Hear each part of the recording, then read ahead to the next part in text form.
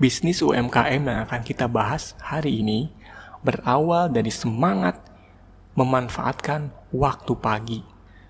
Sederhana, namun memberikan keberkahan yang luar biasa. Ingin tahu UMKM seperti apa yang ingin kita bahas? Pantengin terus podcast Motivasi Bisnis bersama Mr. Andi.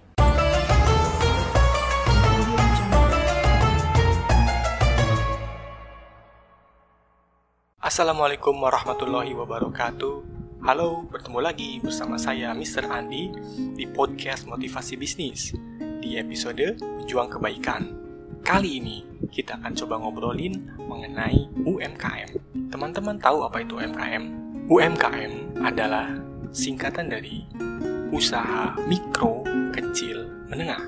Sebetulnya, sebelum kita ngomongin tentang UMKM itu sendiri, kita harus tahu dulu sebetulnya apa sih peran dari UMKM itu bagi kehidupan kita. Menurut saya, setidaknya ada dua hal peran dari UMKM yang bisa kita perhatikan. Yang pertama, sebagai fondasi ekonomi rakyat. Kenapa saya bilang fondasi? Karena UMKM ini relatif mudah untuk dikerjakan oleh masyarakat secara umum. Masyarakat mudah dari rumahan pun, dari apa yang mereka bisa kelola, apa yang mereka bisa jual, bisa menjadi salah satu UMKM. Jadi mudah ya. Kemudian bisa dimulai dari hobi. Hobi kuliner bisa jualan kuliner. Hobi menjahit bisa jualan baju. Semua hal yang berhubungan dengan hobi itu bisa dilakukan atau bisa diimplementasikan oleh UMKM. Kemudian apa? Ditunjang oleh internet dan sosmed. Dengan maraknya internet dan begitu maraknya pula sosial media, maka sudah pasti UMKM pun akan terbantu untuk promosi produknya supaya bisa dikenal oleh masyarakat secara umum. Itu sebagai fondasi ekonomi rakyat. Yang kedua, menurut saya peran UMKM itu adalah menunjang ekonomi nasional. Bayangkan jika banyak masyarakat kita mengelola usaha mandiri, banyak UMKM berkembang, saya yakin Indonesia perekonomiannya akan tumbuh. Pasti masyarakat yang mandiri secara ekonomi tidak akan tergantung oleh sumbangan ataupun bantuan dari pemerintah maupun pihak yang lain. Jadi ketika UMKM itu bertumbuh, maka ekonomi nasional pun akan bertumbuh. Sekarang kita ngomongin yuk jenis-jenis UMKM itu seperti apa. Dari namanya saja kita bisa mendefinisikan ada arti tersendiri, ada UMKM. UM, usaha mikro. Apa itu mikro? Jadi usaha mikro itu adalah usaha yang asetnya di bawah 50 juta dengan omset maksimal sekitar 300 juta. Itu dikatakan sebagai usaha mikro. Sedangkan K-nya adalah kecil, usaha kecil. Usaha kecil ini asetnya di antara 50 sampai 500 juta.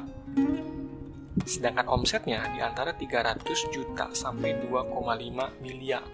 Itu bisa disebut sebagai usaha kecil.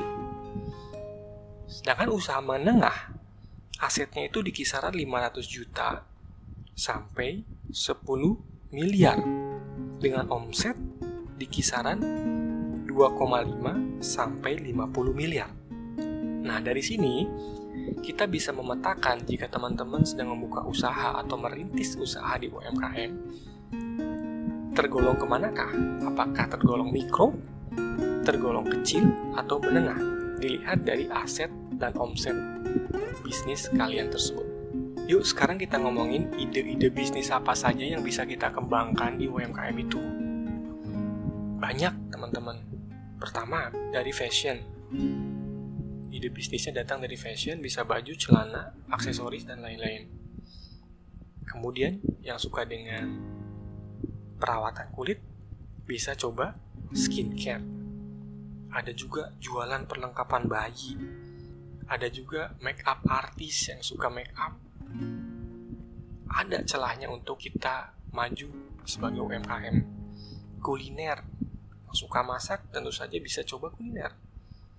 Furniture, jasa foto dan video. Nah, ini juga lagi pandemi ini kadang justru laku nih.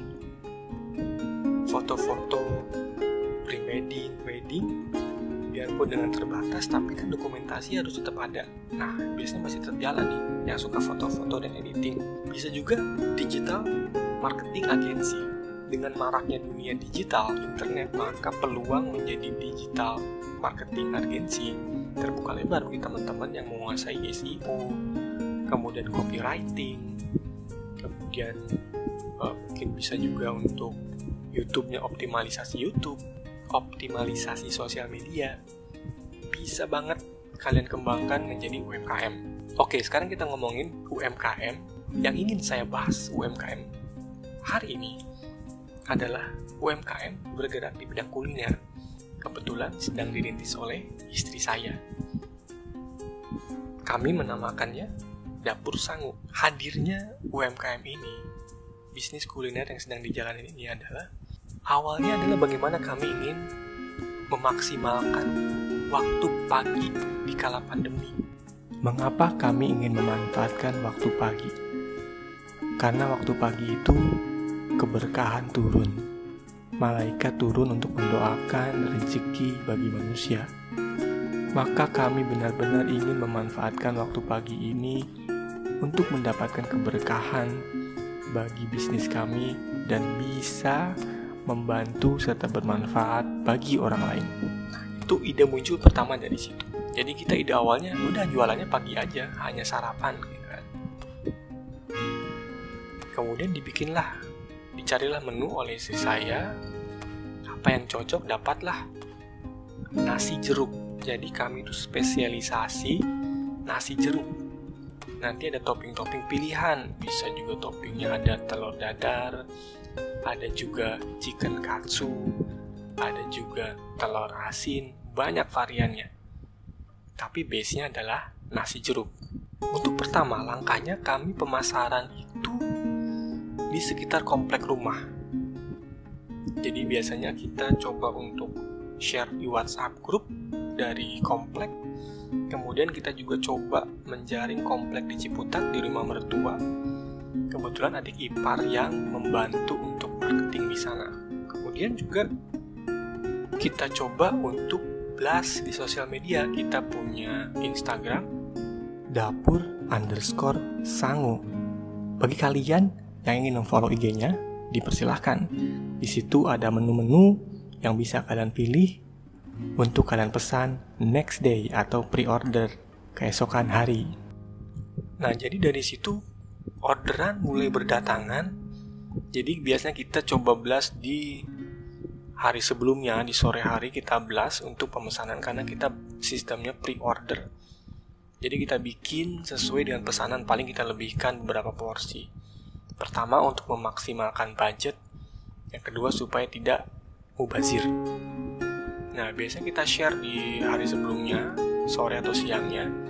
Kita terima pesanan sampai malam, pagi-pagi atau malamnya sebelum paginya kita coba persiapan apa yang harus dimasak. Nah, baru pagi-paginya kita eksekusi subuh. Nah, jadi sekitar jam 7, jam 8 itu makanan udah ready dan di-deliver. Kemudian berjalannya waktu, kita coba juga untuk tawarkan ke kantor dari keponakan saya. Jadi dia juga coba sebarin di kantornya siapa yang mau butuh atau perlu sarapan pagi besok. Nah, jadi kita coba siapkan itu, kita deliver di pagi hari. Namun selain kita ingin memanfaatkan pagi, ada semangat lain yang coba kita terapkan, ada semangat yang coba kita aplikasikan ke bisnis ini adalah dengan semangat memberi. Jadi kita ada waktu di hari Jumat, biasanya kita akan lebihkan 1 atau 2 porsi yang akan kita berikan kepada yang membutuhkan di pagi hari.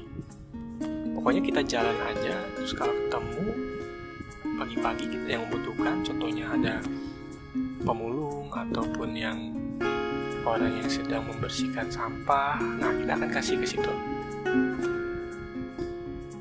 Kenapa kita berpikir seperti itu? Karena setiap usaha itu harus dilandasi oleh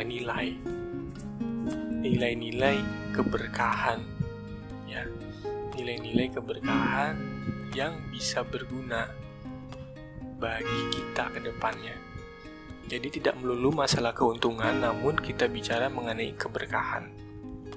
Coba deh kita akan merasakan suatu kebahagiaan tersendiri ketika kita memberikan sesuatu pada seseorang dan orang itu mendoakan kita. Orang itu tersenyum, orang itu merasa happy, sudah dibantu biarpun tidak seberapa.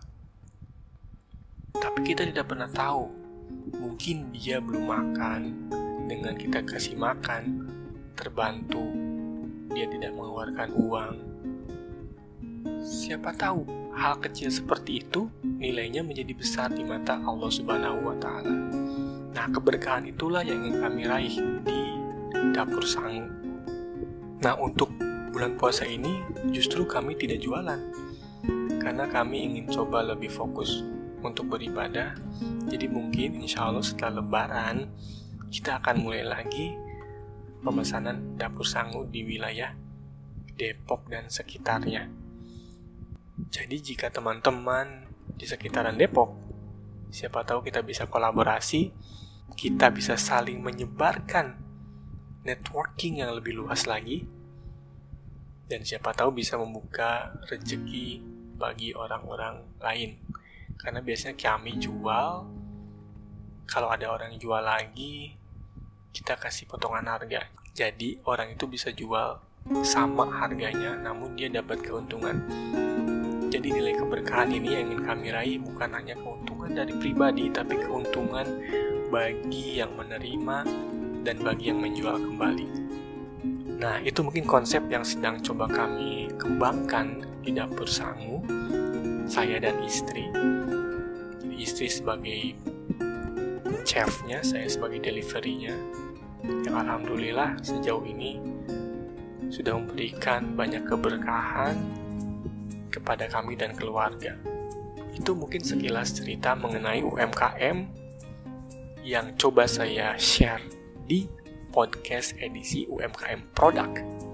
Semoga apa yang saya sampaikan ada manfaatnya, dan semoga semua usaha UMKM yang sedang dirintis oleh teman-teman dimanapun berada bisa berkembang pesat dan bisa menaikkan level bisnisnya menjadi lebih baik lagi, menaikkan level pelayanan dan produknya sehingga kita bermimpi UMKM kita bisa dikenal di seluruh dunia dengan produk yang berkualitas.